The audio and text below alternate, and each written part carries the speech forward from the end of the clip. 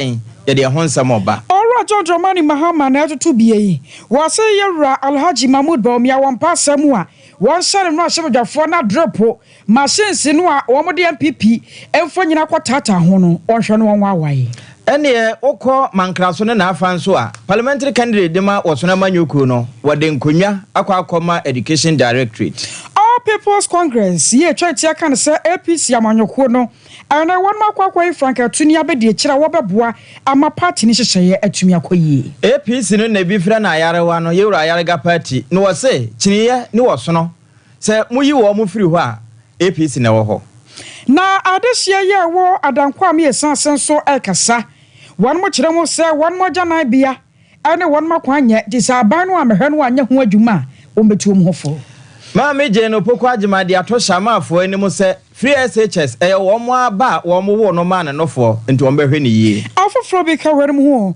ya bobo no nyina no ase ho nkonwa ayode beso mo sa anume no nsia kasebo yemfa sedama nyumakuo yi 21st clinic was the sciatica expert through herbal center with the through core capsules aka ho express group na de wo to kwan na femizo and 5G so ataye chi channel see adamu live Facebook ni Sompa 93.1 and na YouTube no aya Sompa TV afensa mudro nyina na sa wo pebi no wakenkan a yakroche ni nyina de akogwa be frontenta fedie no so aya www.sompaonline.com wakwa benya bi no wakenkan asonfo be no ya atena se abakenkan semidia ma wo ayeme akosuya aje wakwade boaten mene ajapia apamdada afeyansam no ni nchemu ankasa eni anano se ojafo akwatena se amasika botene $250 million ya na wahwa ni mu se won sabe kasa bosia ade afri World Bank nchen ye no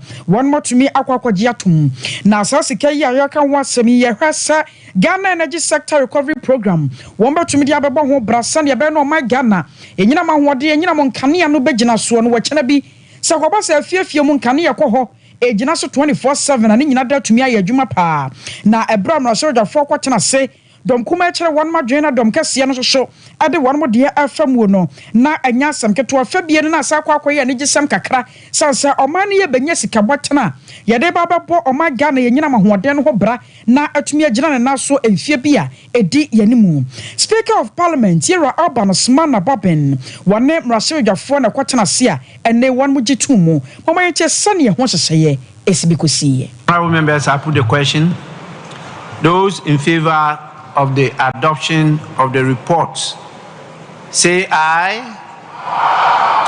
Those against, say no.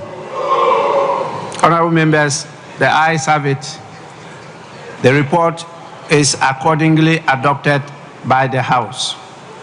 We move on to item 10, which deals with the resolution and should be moved by the Minister for Finance. That's a consequential resolution. Yes. May I seek your leave for it to be taken by the Minister of State and the Finance Ministry? Honorable Abna Osari. Yes. It's your leave. Minister of State. Thank you, Mr. Speaker. Mr. Speaker, I beg to move that the resolution captured as item 10 on pages 4 and 5 of today's order paper be adopted now. I so move, Mr. Speaker. Motion for resolution moved. The seconder. Yes, ranking member. Is that ranking member? Yes. Yes, sir. Mr. Speaker, I second the resolution. Motion for the adoption of the resolution moved and seconded for the consideration of the House. Honorable members, being a consequential resolution, I put the question. Those in favor say aye. Those against say no. Honorable members, the ayes have it. The resolution has been accordingly adopted, and this House has approved an amount of $250 million for the Ghana Energy Sector. Abusiana chese eno no way ayode na ekoso na mrasho jafo kwatena se waje atum $250 million. Eno badwafie ho na wo mo getum na ewie na anso ho wo mo san de li ebeto ho we ye legislative instrument eno no na wo mo getum wie na ebeye mra na aye law se ebeye na mra se badwafo wo mo na manka wo de popi besi wo mo ka so na se wo pentem ka nyina be pake ama wo mo aba besene na ekwie na wo mo eye sen na wo de beto dwa se Chief Justice afi trene anase Emrasa badwafie chiame wono se emra no wonka ho wo man finance mu bi nanso badwafo no de betimi de adidwuma na ekwewe na yewra haruna idrusu wo bo sansemi so na wo kyese we nya se bia wo mo yenyi mu ayi obi afirim anase ye personalize na de ntia wo man fa speaker any Chief Justice anka ho no wo bo so sei ewie donkuma no nso ekire no donkese kan bi na yentie yewra haruna idrusu mra. I labored to catch your eye before you invited the minister to lay the important regulations on road traffic. Mr. Speaker, I was doing so for two reasons. One, I have a copy, I have perused, even though it's now been laid. And Right Honorable Speaker have been taken off the list of those who can use motor siren. Mr. Speaker, in America, there is never what we call you avoid a constitutional interregnum. Assuming there is a crisis in Ghana, that a president has to be sworn in, and the speaker has to be taken from somewhere to where he has to swear in the president. By this provision, Mr. Speaker, we are not personalizing it. It's not Honorable Alban Sumana Bagbin. It's the Speaker of Ghana's Parliament. Is not entitled to a motorcade or a police accompanied siren. In my view, Mr. Speaker, is wrong for the number 3 to be out of this privilege. The Chief Justice of the Republic of Ghana is also out of the motor traffic regulation, not entitled to it. Mr. Speaker, you can keep ministers and members of parliament out, but this republic has 3 important personalities: the president, the vice president, the speaker, and the chief justice. 4 important personalities. Eno yewra haruna idrusu donkuma no mu no wo ya na wo busa se yayi mpanimfo ete se ede afirim na wie na yewra afanya ma kensen so de ne de ba beto so kyese no kwasem ni se wo mu firi badwafie wako wo mpesua so ahodo se de wo mu si pre no ebehia se saa seri no ye de ma wo mu dijuma na wo mu a nete wo mu gya ho ene woni nse de sihihye wo mu fa. I think that as a house we have to be very consistent. We have to be very consistent. Members of parliament cannot always run away when there's an issue regarding their welfare and turn around to demand same right. And to say sadly, today, this is affecting you. When the instrument originally was laid, there was a pre-laying. Members of parliament made inputs. At the end of the day, we left the learned professor, Dr. Dominic Ayeni, in the cooler. Politicians are always in a rush to protect their heads when there's crisis. But sometimes we can have a collective fall. We know the challenges we face. Coming from home, we know. Going to the constituency. It isn't the case that a member of parliament, by virtue of having a siren, will use it every day. And then we belittle ourselves. You are a politician, you cannot take public bashing to go and explain to the public. Even you have members of parliament criticizing Article 71 benefit that they have benefited. We hear them on radio and they continue to benefit. Mr. Speaker, we have to take this democracy a little bit more serious. Very soon, if we are not careful and the public out there lose hope in us, none of us will be left standing. We should know this. The political class is trivializing almost everything in this country. We need certain incentives to be annexed to the office. We need it. We should know this. These are bona fides. But if every day the partisanship, if I do this, I will get advantage. Look at yesterday, we were talking about Galamsey. Way back 2015, the government was worried about it and its effect on cocoa. Eno don kase no ba no de ni yero afanya markins na de ne de to so na ne kurakura mu no ena trene na nkasa achiame hene yero abansoma na babe nso de ne de ebepi so se we ya ekwe no wo mo hwɛ sɛ how bia beba no wo mo abesom no wo bekutamu yie na so wo no ma wo monten so a woto abama wo bɛyɛ mrase badwafo no kama yɛ sɛ badwafo no nim sen wo mo ne mo nsanka wo mo nso nim sɛ de wo mo nim ye bi kura nka wo mo to abama wo ɛno nso wo kyerɛ mu sei.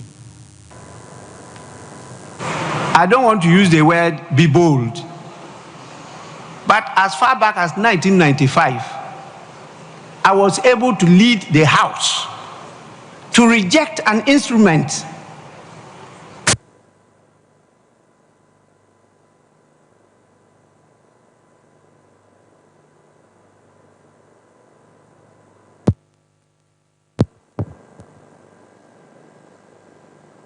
and I was then a member of the government of the day, but I was chair of the Statutory Legislation Committee after Honorable Cletus Avoka. He was then made Deputy Minister of State. We rejected it. And that's the parliament that you refer to as one-party parliament. Today, when you are talking about mature democracy, spineless parliament, spineless leadership matters. You must be prepared to take responsibility and defend your positions.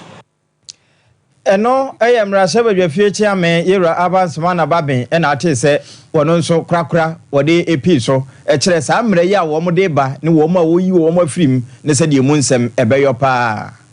2024 Central Expo hu djumadi akoso e won finfin mantamu we ne de tosom yensan ya asem ti ode to so anasa ya bekeke ya dwuna bomu na ya hwese e betumi abie enwuma ababoa ma finfin mantamu asa asore agina ne naso biu na wo djumadi no ase no wato nsa de fra enwuma ko mpanyimfo ahodo akuafo ne won mo kabie wo nyina ana obaba ye bi adeboaye ano na panye kwanchofo wadakoa Research and Manufacturing Company Limited ya no Professor Samuel Ato Duncan adetu dwa atrese se awhwe finfin mantamu sane nyankropo anya wo mabro wadom wo nneoma pii no ene nani ehu finfin mantamu no a ensakra pii no na aba opa na no nya nsakra papa ya wo betumi abo wo nsam ade ama wonom na mo wo sanka finfin mantamu sese no ankan shira adom emroso ne sika pa enanke ye kanke vivi mantamu nkabuso na so ne sanyo mane nyina dane ya eye ne guasesam ane arehosem enam sa ya so ntine won besere panyifo yom kabie wom sabrane ne yesam finfi mantamu ya chekere masika etumi buso. I feel we should be first. So central regime must be first. Yeah. For me to stand here to launch 2024 Expo, I want us to see the next 2 years Central region becoming the first richest region in Ghana. And we can do it. It is possible. With proper attitude, we can achieve what we have. It is possible. The regional minister has been very, very proactive, and I commend her efforts. But unfortunately, the participation to me is not encouraging. That I believe that next time, let us do more. Because this is our region and we have to showcase what we have. Anochino Chief Director Adema Mfifi Mantamu ya Central Regional Coordinating Council one ne kwagina mu Adema Mfifi Mantamu soafo Obra Michael Wusu Amuako one so akasa kakra odwumadi yase. As we gather here for the third consecutive year, it is heartening to witness how this expo has evolved to a global brand, creating an invariable platform for SBTs, sponsors, partners, and all stakeholders. The theme for this year's expo, connecting minds, creating business opportunities in the central region, is not only a reflection of our shared goals, but a call to action. We are here to build bridges, foster partnerships, and explore new avenues for growth that will transform the economic landscape of our region.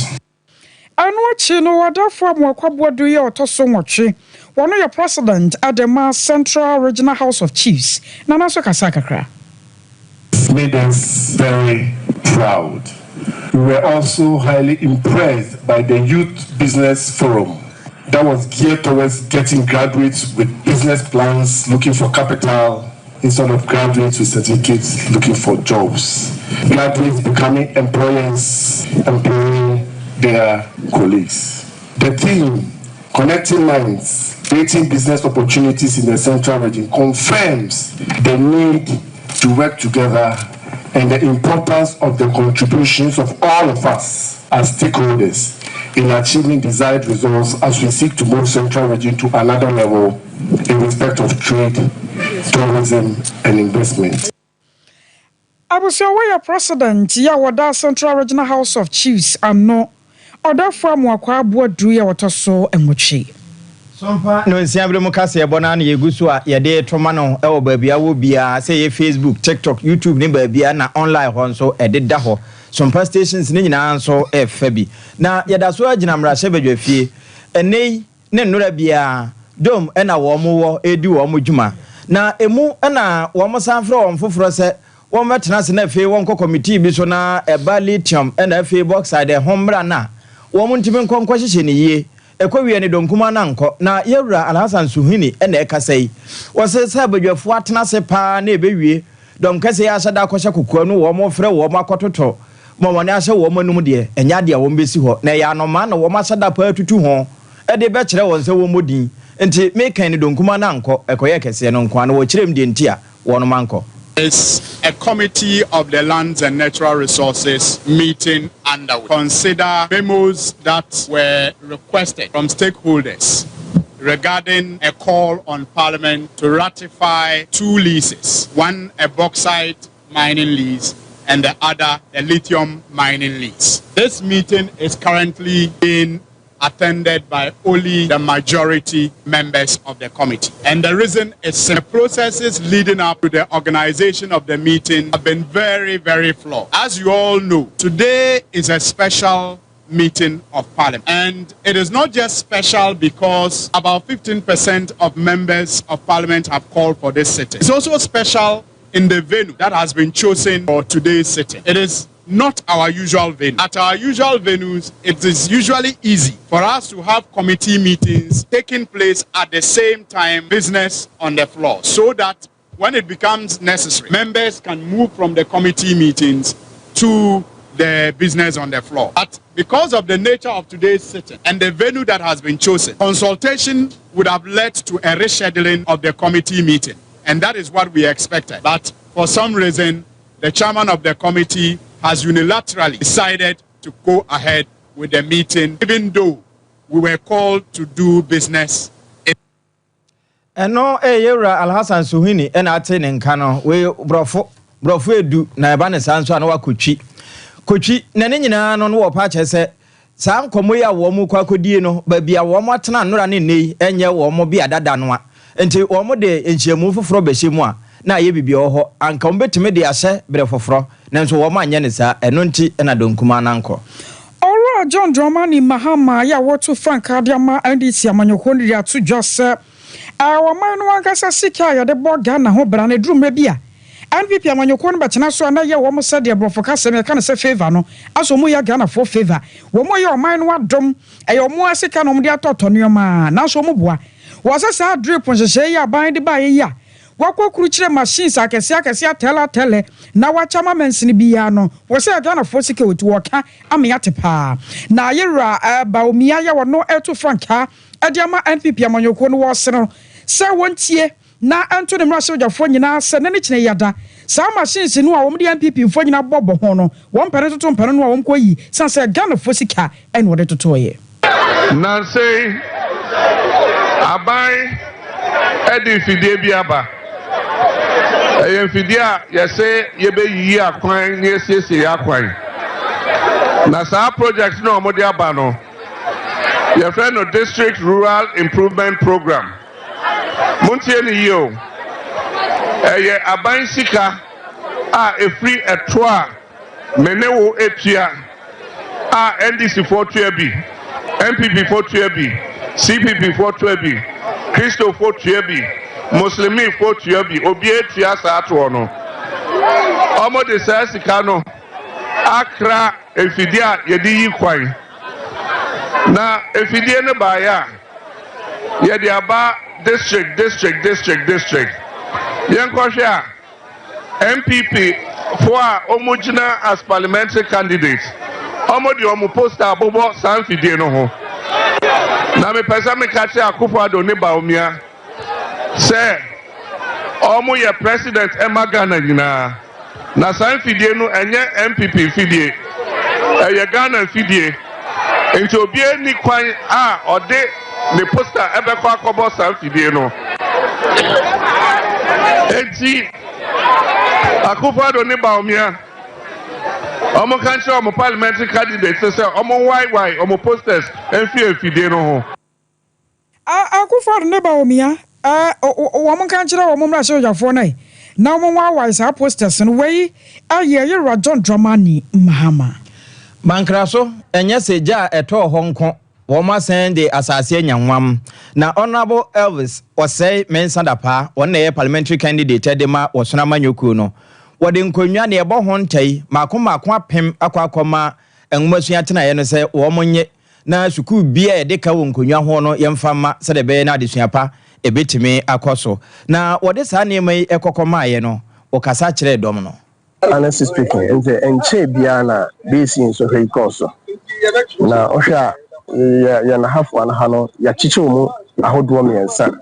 We have about 3 different zones a group of kind of trends so heno ti mi fasa kwani su corals su ku bia o district mi de me ko ra ho na de me hu ya no in fact na arahosam kakra wo nti ne mamu assurance anya hwe no ya ben wa woni PNP aban oba nwumasia yendoto na se fa kwani so abo education minister so na ba so yen papa edutrum so hwe kwan a ofa so am education apega wen potem hanoma na eniema aso ani enti me borra in fact middle bet omani so ade ho omudi so a omo so ye omafam de when it comes to logistics we mu a enti de me nya na say edin kan ya show me first 500 and now man who some another 500 besan ya de ka ho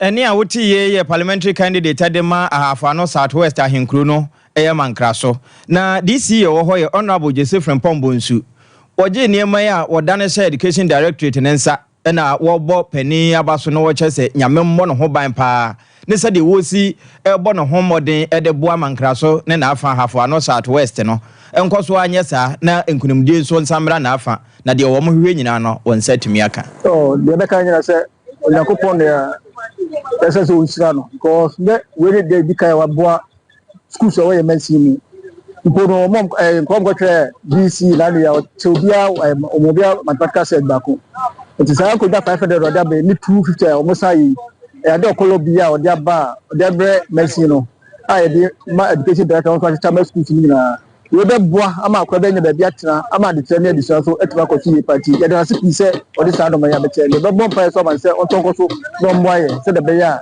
nko school e mesi do be ya ba bi atano share dia ma bia so ko o de ba ya to anya say sabi ya go for man ya say e bi be ba na boroba so e be twa ko ma minister of Ghana Education Service so same police ko me post nsi anka ya ha de o mfa teachers ni na amra na enye post no say de be school so a teachers na sort we na director betimi do makono na mo ye post free akra no ba bo na school ko na nipa o teachers o do na bia sa de kono mo so je say ka wo ye post na o mfa school teachers ni amra ha ya na enye post so de be ya school bia so be teacher ni amra ko cha de Honorable Joseph Mpombonsu ene DC wa hafano southwest ahinkro ne mankraso na kwankyerafo hwe nwumasua so e wonpotem ho era Justin Boto na wono nso daase na wode wei episo management members wa ha Emia Elvis Dapa parliamentary candidate for MPP ba nwumasua mu a ye de nimuse esu ebia ba ya nimpe na ye ba wo ha na adane sede eti ya mi hira wo se wo koso ebo ya nwumasuam ye ka se ye keka dwuma hu da wadidi abo nwumasua ene ye mfiri ha BC for market akure bi anya bi enkura ko ye program bia ba bia omu fuel issues transportation everything programs bia educational matter bia no OD achieving best teacher award. First, second, and third prizes in India. Baby. So, teachers' quarters. 2 for community reading challenge. I'm more up and down. Nina, Pentino. Yeah, that was it. Kunya Samu Hanumwa. And then many aji say, you Kunya deficit kaka. Na sisi we na beka hun in fact ebe boy ye papa ama ngumesua akoso ewo mensin ha eno Yura Justin botwa we ye kwankyerefo hwe ngumesua so hafa no Southwest na henkru mankra so Ebenezer Usu ansa ada ma na nsemi yensa kan All People's Congress amanyoko no dia basa Reverend Dr. Samuel Mensa Wano and free de ko baba Franka Tunia Bediache Adiama Dr. Hassan Ayariga. Now we ayon some trofon sham with dear so another dear yanam so ama omodia to dra at so him crap noa. So Reverend Dr. Ayariga no wasemi papa wano anayas of Panini as a presiding bishop Adama Christ White House Chapel ya no awo maganimu. Na we na sore ya wo kono anasempo na so fudie ya wo die no to nchen nyamesuro wani mu yie papa. And watching where you'll be a catastrophe, Proyabia, and Yadia from the pain, and to a moon who say what Jina Brand pass a concominia Jania, Wababuamo, my gun and Chachariano, and to me a remedy. A brother Dr. Hassan Ayaraga, one is some trouble for Akasa, one Cramantamuno, Wakasai at your chamun and Swadihuno, ya and nay, Reverend Dr. Samuel Mensa Wababuano, a minute to me a remedy. The running mate. He is a professional person with expertise in economics, research, leadership, born in Butuku, North Dine District from the Volta region. To Mr. Cephas Mensa and Madame Cecilia Atukuma, he hails from the Kajeji royal clan of Butuku, Nzele, with a strong academic background in accounting, economics, development, and theology. Dr. Mensa has held various roles, including 1, technical advisor to the Ministry of Trade and Industry and the African Continental Free Trade Area 2022. 2, economist and research fellow at the Institute of Chartered Economics of Ghana. 3, head pastor, man of God, a man of God. Man of God. So no corruption. No corruption. No corruption. APC. Presiding Bishop of Christ White House Chapel. Country Director for Vision Africa. You can imagine the profile. Executive Director. And Say nyame nwosra wona so ya kata hye pro bia amfoforo no we Dr. Hassan Ayaraga no nan wachi no na Reverend Dr. Samuel walayo mensa ya yaboni din wono so ekasaye. I Reverend Dr. Samuel Walanyo Mensa. I want to hear your name again, sir. Reverend Dr. Samuel Walanyo Mensa. Do hereby agree and accept. Do hereby agree and accept my appointment to become the vice presidential candidate of Dr. Hassan Ayaraga and the entire All People's Congress in Ghana. My appointment to become the great running mate to the defundable Dr. Hassan Ayaraga for the 2024 general elections. APC. That I hereby in humility pledge. That I pledge in all humility. In total commitment. In total commitment. Love. And the fear of God. And the fear of God. To uphold. The integrity. Accordingly. To the Constitution. Of our land Ghana. And the Constitution. Of our vibrant political party APC. Of the APC party. I again pledge to submit myself in humility to serve the good people of Ghana. I was away a year Franka Tunia Bediache Edema Dr. Hassan Ayarga, Reverend Dr. Samuel Walanyo Mensah. Ene na yeda so agina APC enye kana farmer for de no mo Yewura Hassan Ayarga de no. Na Dr. Ayarga esa ato aso chese ebinum so to aba de ma APC a wato atwene no wo se ene chine ye ne woso no nyina ba bi omde Ghana afa yehunu enti won de ka ne prenye premfa se eduru abato no na o yese wo to ba kwa ma Ayarga na wo nso yese wo to ba kwa ma Ayarga ni bebe ho so no na abana kwa akopai na fa akoye runoff de se tie bia nkunim ebetimi aye ne dia na eye ne dia nso a praye na eda so no wo de be prefini proye bia wom ama Ghana afa ne tampefra. The leadership of both parties, the NDC and the MPP, they are not new to us. We know them.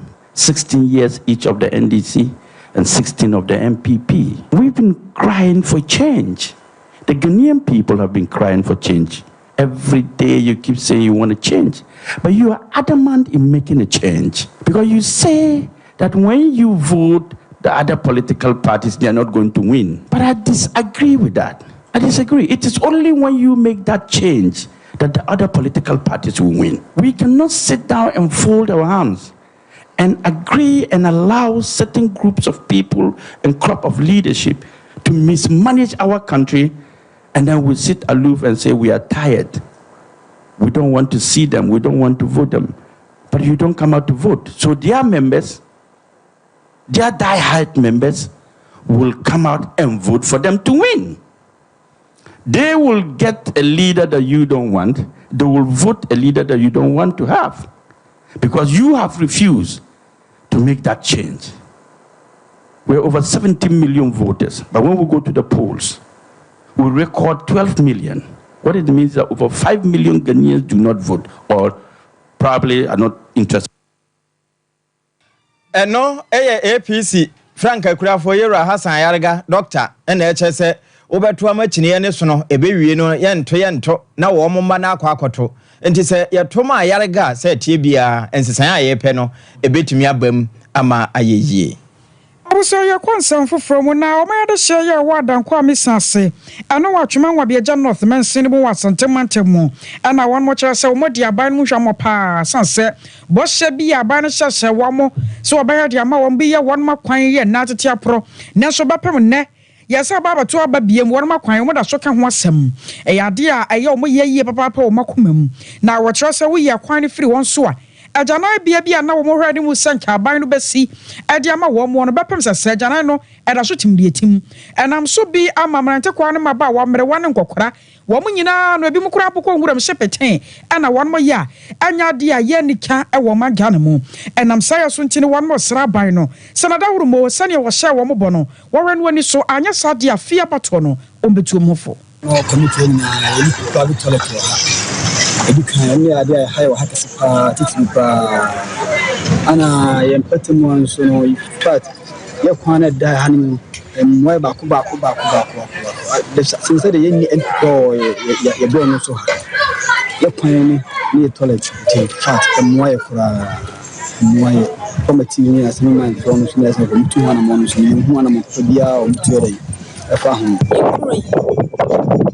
ye pese ye hwehwe a ye ni abra afi ya adwen se ye nto aba e wo kurom ha sei eye ye toilet ni kurom ha etise na nko hwe nkuro bi so toilet wa na hwe ya ha toilet ni anyame ni kurom eye e se ye yi no ma ne ba kan se sunya kwan no mu ho ba se ko si ba re kasi kwan no mu no nya asem ketwa ensuo to ya asem ewe ba ya asem efuturu bibiri krewi aboka kre efuturu nko a abuso wayo ma de hye ya wadan kwa misanse ne yete won mon kan ya mane boni ba wa bedu ana kwa fabro na no wachi no woni ankane assembly member ya won potam ho won monyan for Johnson adu enso ekasai na akunya no so efri 2015 to 2019 ade a hakuri pa ye janan bia ti be bo modern se eni abamu begin ko me card this assembly ho no na hornya de bi ho asebo kwa na de ma se bra beje ko ti enya obi ene kasai nipa ne ba ne no ene nananom ehia ahemfi se obaye bi woti de amaye ekwasem nipa no so mu no obomoden waye asi aboso aprasta ne mahoro kura watu akase so nyina ti aka na aka fittings our business na adwuma no etekodae meka se bia se sika de sai se de ani ebisi ne ntimi incomplete nipa no share adwuma na se 2016 ebisi 2024 almost 8 years that's so ewo ma me hu se eno age akasa no wa assembly ho no Ghana First project no exactly bi and yeah it go this level. I was away. I had done Kwame Sanse at the share and I at one more can assembly member Ora Johnson Eduna Cassetratui. 21st clinic and I account for Diama was Sakway. Now we see Atakaya dear no one share any who Juma and Fa and Mount. Or to us in natural war. A chowa diaba namro mu and me must show and we do. Asiatica dear ebia and on abo on kaya san kono munsha maupa says South Africa turn and 1 year gusu I wish you for mujimu shall see book appointment and tamo 0244 915 116 0244 915 116 after through herbal center what through a capsule saba et Mrs. Siadia Koko na fe I am Tim Woko Kolena Keba Danny Harper Miss Tinia Pidanka on Sabakabi 0546 107 107 0546 107 107 Aspers Group near I heard an episode to Canada US UK Holland and I say a Riasia Fanaba Biano and Pope for 2 Samoa Aspers never boawati shall see an Akuma say I patron about what BP or Kumasi Safileba run about. I once saw one and crying. Can she first light 0249 00 0448 0249 00 0448 Afemizo and a 5G so a tire chi. I am not dear tiapo and what de a womb. When you be a warrior cry, a Busian Chamfa, young call 21st clinic war show overseas junction. Because supermarket sister say, why I walk and no man ye added their caca home. Monfrey and I'm in phone come 0246 270221 0246 270221. Ye general Sonia time when you're back. Ya catch you know, it a bit also.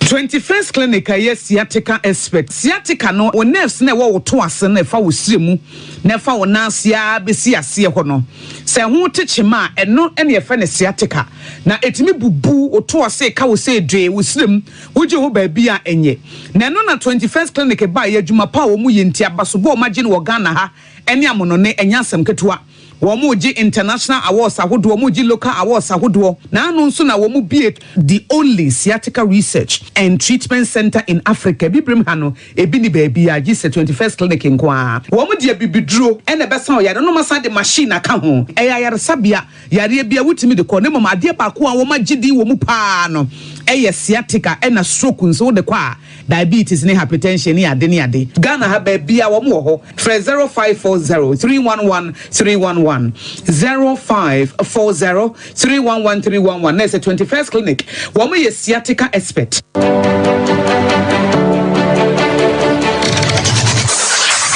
Introducing Mixer 5G Sparkling Drink, a whole new refreshment in a can. Mixer 5G is a tasty non-alcoholic drink. It is a perfect companion for all your events, including parties, weddings, and funerals. It is made with green tea, ginseng, guarana, grapes, and grapefruit. Get refreshed with Mixer 5G Sparkling Drink. For bulk purchases, contact 0246 270 221. This advert is FDA approved.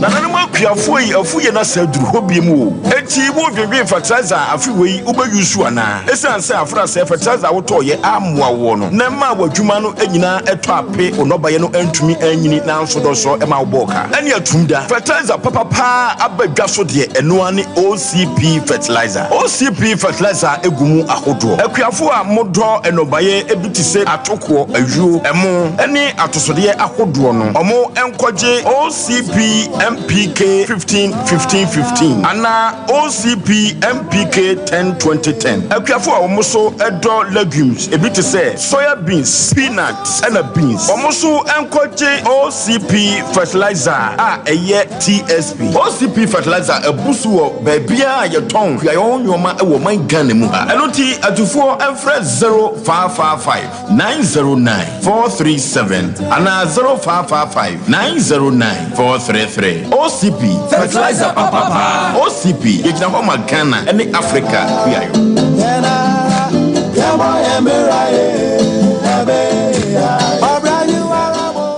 Brakasa ye duaba won waso a ne dwumadi wo nipadua biara pom den ene na brabo mu ne hieye pa enye brakasa nko nuaba ne haban bi te se ko nsusu a abonwono ne dia akeka ho no kura enwanunu ahodo a ekɔ animu yi ankasa brakasa ne sa nuaba yi binom ne akeka bobudi afa abefo kwan so a ye de aye brakasa powder siesi nipadua na abakwa ahodo no ho ban afri mpani yade ne yade ahodo pi ho fa enkodate de ma baako freduane anopa ne anwumre anafa enkodate de ma baako woni nsuhie yeti anopa ne anwumre wobra wodidi awie ubenya prekese powder to King's Walk Herbal ne Heroes Herbal Accra Okesi Drug Lane Deni Herbal Kumase Mensa Takrade Mose Pharmacy ne Green Light Pharmacy Sunwane Kashenkari Supermarket Asantoa Herbal ne Bibidro Depot Techiman Sewa Herbal Mampong etufo mfre 0550 19 15-14 prekese powder aduane san yedro FD ahwehwe sankratu emu agiatum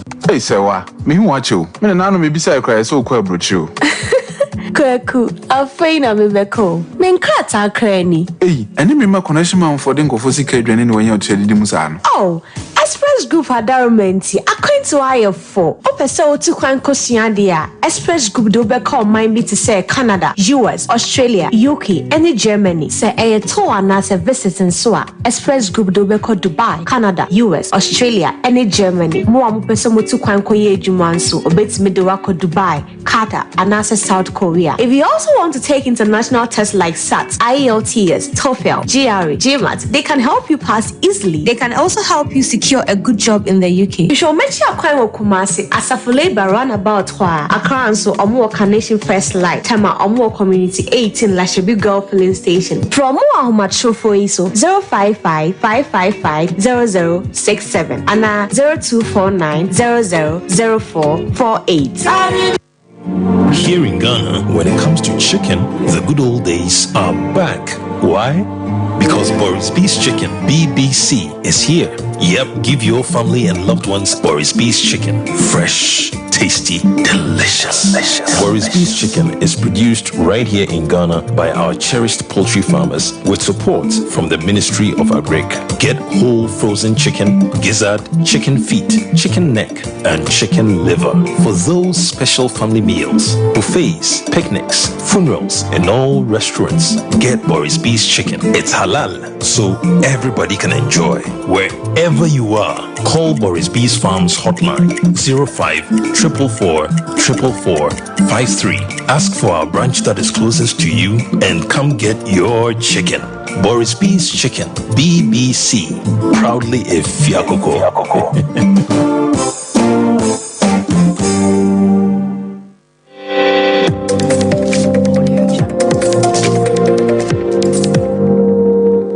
Sompa TV, Emma Aketiapa.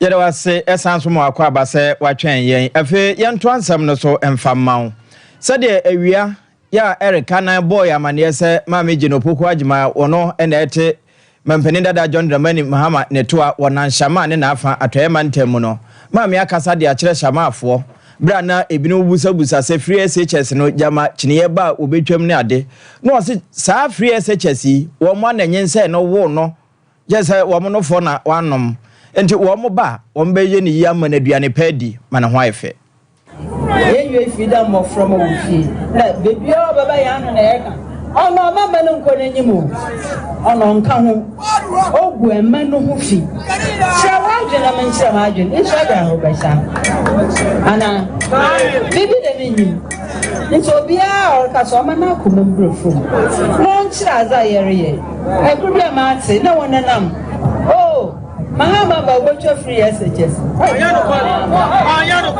Oh yeah, me say. Bibia all sorted them. Enganara. Ebo wo po otumoto to table anambwa. Osedama.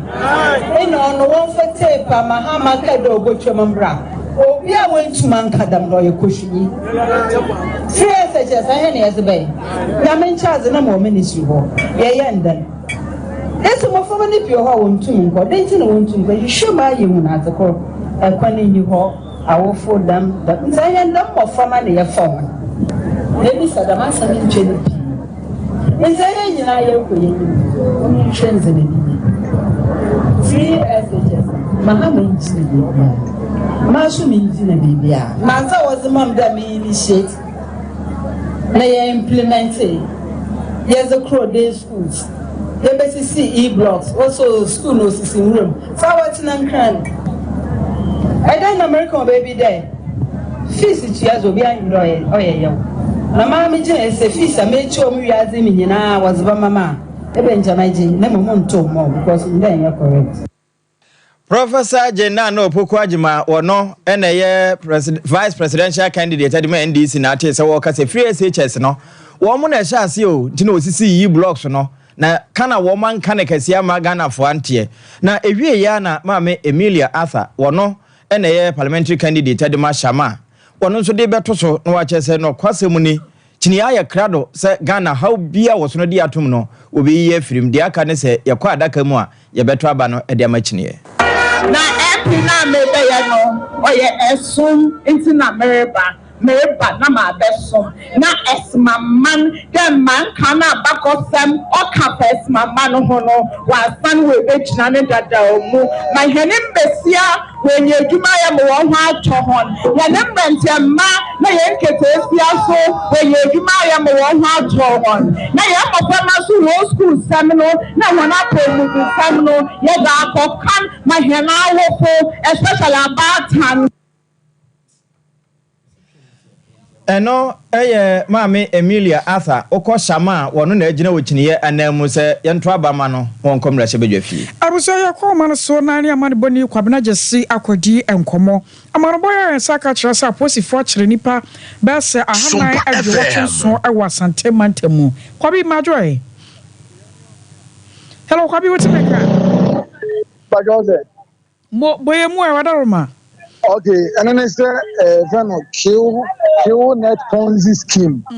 Omo ba tuba no ebe infi bosumi nsiani na me bize bise mu no yes investment into the sika be shemu a na onso de obi akokofo obi abehye wase na wo sa na wo se wunya ho paso sa na nyame na asane na police for ebe yo madoma omo be cheche omo edom call central police station a esi na enna me no ka se yaja ebi no mo na me nyama fo mu didi nkomo no omo pa je se enye omo nya boni bia won temo ha na scheme no mo ye amakofo bi o ni wankofa ni aba wankofa ni aba timo woni papa ko bi wo ha ono de it is on the start day one ina no o nchemo betini achemu amaye no amaye be few minutes bi obetini achemu timo di manu aba no waka kedu bi e di aka ho many about my good evening. Good evening. But your kill net no they na onim fa ho. Network business. No na me nim fa ho. A network business na omo ye den ni den. The set trading ya ba ya ye. Something like that. Na omo ba na edin vie sen na unhu omo adwuma na ire modwuma de ni sen. Acho omo nye nipa bone for na omo ba ya omo nya 1 year. I think 5, 6, 7 months ni. Ena omunye nyoma boni bia wa ehu se keonet no ho ade na omusua. Me me pa omufi ofa kwasansuo ni ade. Ena ye market nkese wa ha sisen kwa mo ye nyoma bia enkoyi anka ye fa na ebe inform police. Si de minim pa ho no. Okay, nti akoso ya mini aba no ne ni fie da ni store e ben fie ni pepe ni na fie ni mo. Ti foni ni wa cha atren adwuma omufi ni wa ntebo ha. Kwabena what me nka wara ma bo na kakra. Metonka video no a ye hwe wo TV ne so no ye hu se edan bia ase wo mo de ade atwa ho ahia de se de ye ba betwam foforo kora no mennim se ehona no wo mo te a Yeah, because I want to motivate pepe. I want to know more pretty. I want main officer. I want to members in a bar up a beer. Be 6 o'clock. I'm a report to office. So I just say don't move for training more. The police will be chill. I'm no more there. Sam, why I know I can't say Abraham. I'm saying no Ghana police. Nobody should cross that. No, I'm there. Na what it is a sign na no mo ya no mo je nkrofo sika no na mo je obi ya sensai. Yes, we will dia we discuss amount to the trading investment. And I will be out online to don the view online. To this kind of amount of the shemu no. No go for obi a be shower say. Na the number of that showers no exact percentage no. Na e ba Sompa. Sana ni na business ni na atie. Yo. Akwabe ya how pi. Aye ya posifo akire wo mu ina se. De aka na kwa court wasam ti ma yemfa wonsi na di akire ma ye wai. Ufajo yo akosia. Yo, arusio wai ayamani boni kwabena jesi ani etene nka na safo ya akire wo mu yi. Kenya se adwumeme ho ana posifo akodi se adwume. Ya twansam no so na ye de wakwa ye da so awasantemantemu na nadu jamfi wona ye pani a woda Shamo Heba Center no ene wode tudwa chese aban no one district one factory one fa wonu ye bibidure nka ho na wo monso ewa kwanya se wo betimi asisi factory betimi ayam nua abena nom ne nhini ama bewie ye de bia ye topaye nom ne ade na wo kan we nyina no wo kan wa kurofom no afija kwa abre anafo abato mpesua so bra na wasi danchenchirenche ya wode ye sa adwuma bi wo mu pa hontema ena obi esu se de kira mansan o how ni bi free aban so ye wo one district one factory ya ti se bi mu ya adofo ni bi gu so o mu ye se abai betimi aso ya sene na wo boa ya se kura na ankura ye kutali pa 200 wo ma wo outsider ye mfa wo mu ka ho no enka ho minim se eguso eguso ye employing crofo application eguso eba minim se ye target e pese se ni pa 400 ye fa 400 ni we dia ene na eliesi tiesa aban se omra yensuso mehwe yen kakra na so the boy no hwe ya ni ogidie pa se ye betimi afa mabunu no amadwumadie no unemployment e koso no atini abafo ti aba mehwe yen kakra na e ko e de ni woni ye den kreja se u big maybe say na se wa man panimfo no ehunu mu a e beto bre bi kra ye hwe udin kra ye hu enti asa ye ne se ye besa ko ama na behunu dwumadie a ankura ti se ye na ono so wonim die ni nyansa bi a wode aboyen na yetimi akoyedu enti enche kura mo beti se ye ne no anya nketahudie dan nadu jamfi kumani berima kese Shamo Heba Center wonne pani no afi nananu ma wo mon sase wode ma papa yi se adwuma wo so nso ede wo mo ne eto so manager wada no wode na district ye beto se be contact to enim se odi dwumadi bi se ne ba kroni o chirichire mu no ne in fact na eto asomu ne hu se dwumadi ne beboa kroni nyina ene ne mantemo kra wo no ebeboa sanse yemaburu ne bebre omunye adwumaye ene ye bi adwumadi no se ye hwe adwumayofo a wafa wo mu ewa hanoma kunu mu ene mantemo wanfa kwa nenye nipa bese wo ha enu ya nananom a wonom wo afija kwa abre abato mpesua so eno eho eya akurofuom ne na afa na atese wo mo nso kan de wo mo nim efa Shamo Heba Center pani ho. Executive Secretary ya wada Mid North Ghana Conference SD Asafono Pastor Jacob Ata Ankoma ade atudwa Sebrani nie say boy mo fa no kapasa say wo mo ne dache ajapade pa wose ye mane betumi aye mpanyimfo papa kunni yom baba so my Ghana ya sene ya na wose ye sha se free ne wode sanse regina tudwa ewo SD Asafono one camp meeting ya ofibia one mo kona fi we de ye okoye enkwaza east man sinimu one mo eno panyipei okokasae. The young people of today emabunna yehunu ode no omo ye leaders ne eyechina ntiesa se omo ye leader nenti ese ye involve on church activities but that by now me can say for next 10 years that cry we omo no di church na new. Anytime the Benedict can say, Mama, youth investing on youth. Yamfa is the resource in Nampa and more. No making council and that's I had action. And your papa. Now we have research at the secretariat. We are seeing as the attrition rate or retention. People who just sorry. Mobile so mujai. You say youth no your born one super so about 65% leave the church and now we do secondary school and university. And then more Mukuzu cry youth no more. Me bomb basso. On marching. Director, my youth no. At the age of 14, then you're 15 years. Then you are so a youth attire. Then we shall see youth at the age of 14. Let me try it. I never thought one day I would be a leader of the church. And watching host minister Pastor Noah Bundi wants so akaside for Abatua and they are so SC Adamenda Sono. No question say, let me talk for your botai. You will see dear. Yet me also for a reward say a few way about on CBC Memenda. You share Bible more. Sada way, we are singing idea. Nancy Yamine boy, I and the other chain. Say young fan someone. Ndiminia, a very horse say easy for because say young to Abba. Young say oh my no more. Now Bible can say, say me ba, Nanya media bar, yen chain yamim and chain unipa, and on Chelsea Yatiada. Yam to a bunch say a bomb pie. Say about on baby as in Jimo, na de nyamede mamun be shenen san nyina be giatum na yamanuru o mino. Ye no kre no kwasempa ne say yem toto nyamesom ase. E ba nyamesum mu a yemfa amanyosem ne amamre ento ho because nyame e na ebo yen na de nyame aka no e ye no kre nso.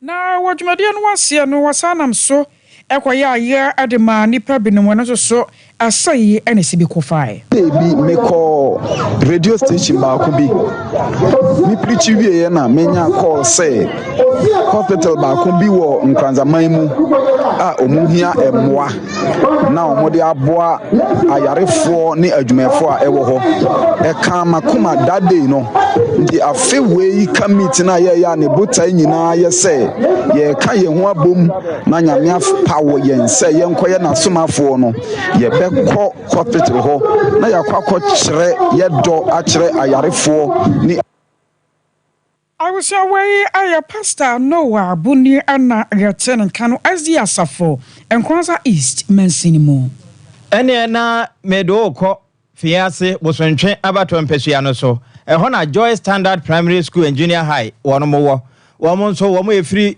PCS akoje HS1 no wono mo efiri KG aba class 1 wo mo ya amamre e de masafo ni nyina akwa ba etuhiregu wono ma ekono eso na no na mpanimfo de tudwa chese ene abefo adesua e frɛ ne system yi eno ho adesua pa na wo mani abere se de be na daache yebenya wo man papa bi na no yewura Steven Donko wona ye pani a wotua wo ma no wona de sansemi tudwa ana yede otete kola free ashasie na me asem na betumi asisa onipa akuma ama on first ebi ogogu nsuo se ebi nom onyesa enti nyame asem a yede tete wo mo no e ma oma bra boye sonko ena onyame asem so no e ma yehu se obi ana bra boye fe ewo onyame anu bia no onyame hia no onyame ma no koso onyame ma ni tumbo